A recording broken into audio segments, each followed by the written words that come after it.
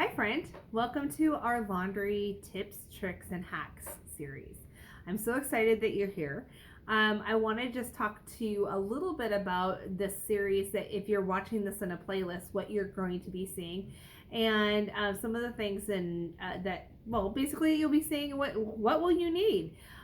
Most of these products are very easily obtainable. Even if you're not a Young Living member, which I'm happy to help you out with that membership, it's easier than ever now to become a Young Living consumer. You can order just like you can off of Amazon. But even if you aren't a Young Living member, you can get some of the benefits from these tips, tricks, and hacks by simply using some of the products that we're getting straight from the grocery store. So, for example, I'm going to be using a lot of distilled white vinegar. I'm going to be using some isopropyl alcohol. Actually, I think rubbing alcohol, which is basically the same thing, rubbing isopropyl alcohol. I'm going to be using some Epsom salt, the plain kind, please, not anything that is already scented or anything along those lines. I'm also going to be using baking soda. I prefer to use a super washing laundry booster baking soda. And then also some other household cleaning products.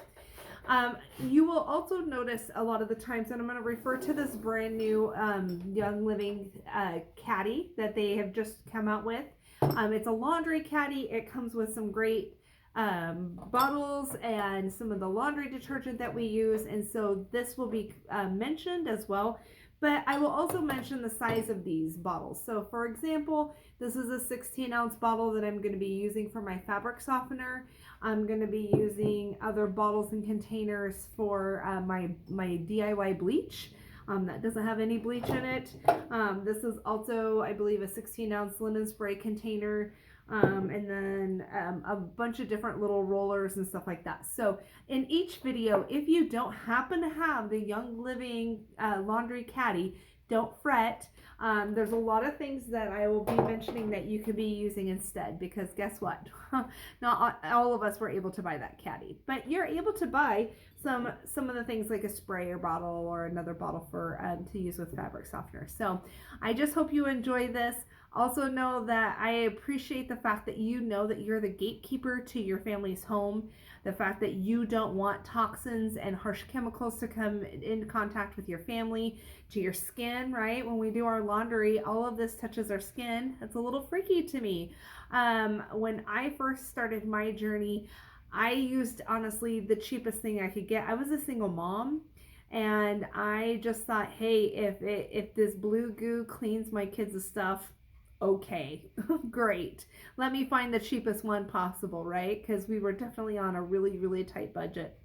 Can I just tell you that there are ways that I do things with my laundry now that are cheaper and better for you than when I was actually a single mom crunching pennies.